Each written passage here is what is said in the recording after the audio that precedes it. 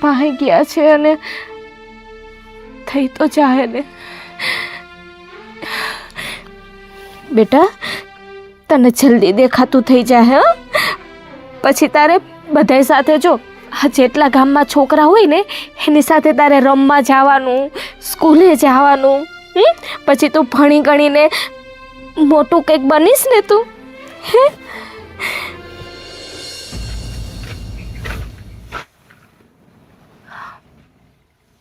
કેમ તમે શેઠ પાસે ગયા હતા ને રૂપિયાની હા પાડી ને? ક્યારે આપવાના છે?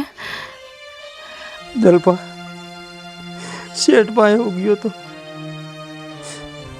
શેઠે રૂપિયાની ના પાડી. રૂપિયાની ના પાડી?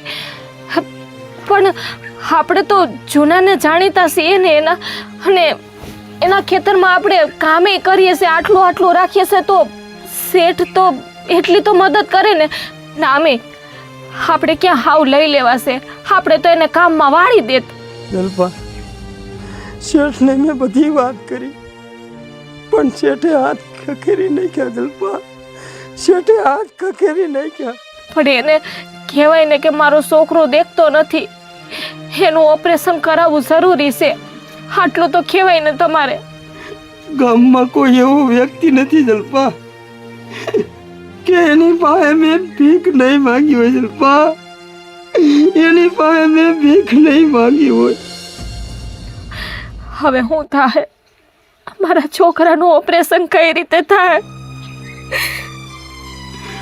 મને તો એવા વિચાર આવે છે કે મારી છોકરાની જિંદગી ના બગડી જાય.